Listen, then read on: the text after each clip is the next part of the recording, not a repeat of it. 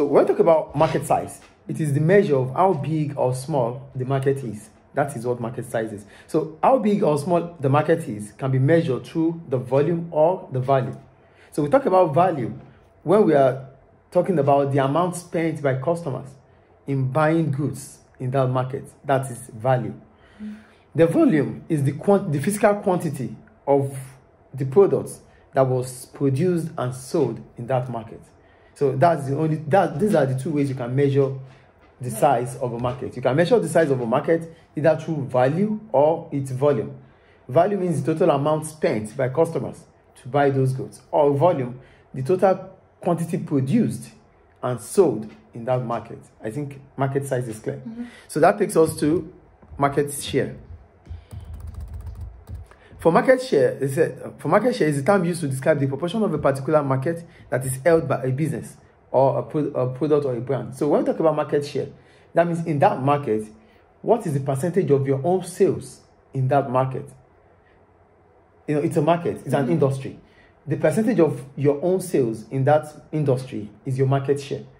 So the market for education, like the market for international schools, how many students were MIS were able to get? How many students were IKS able to get, and the rest? So this is their market share in that industry. Do you get it? Yes. So the formula for market share is the total brand sale, total market sale, total brand sale.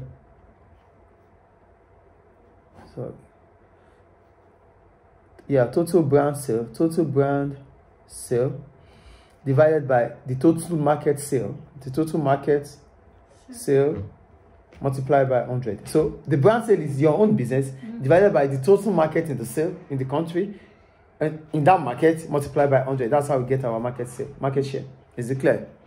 That's market share. Then we go on to brands. I think brands now. Yeah, brands. So for brands, you're talking about the unique name of a product.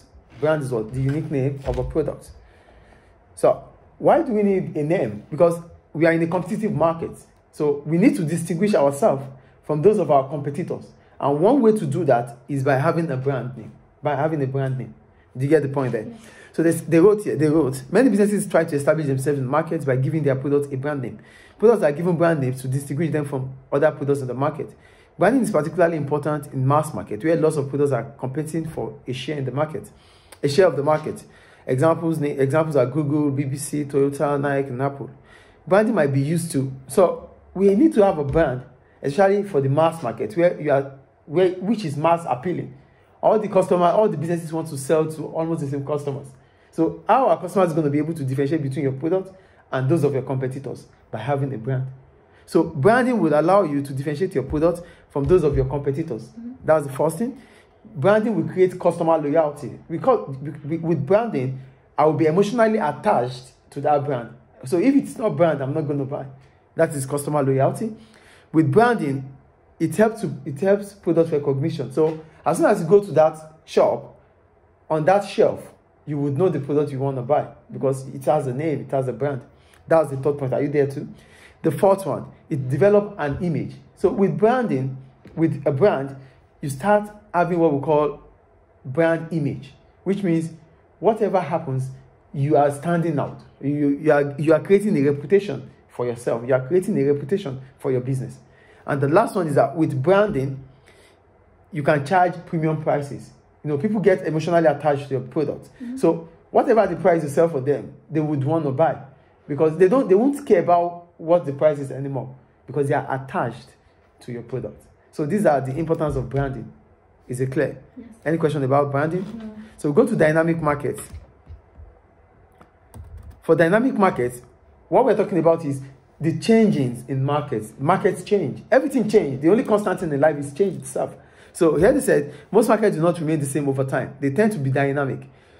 So what happens with dynamic market is that as a business, as soon as the market is changing, you need the flexibility to be able to adapt into it.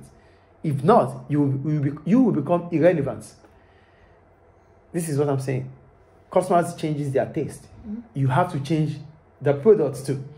If customers want this, you do that. If the market itself all your competitors are using advanced technology. You have to use advanced technology. If not, you become irrelevant. So for you to keep up with that competitiveness, you need to be flexible, to adapt to changes. That is what dynamic market is talking about. Do you understand dynamic market? Yes, great. So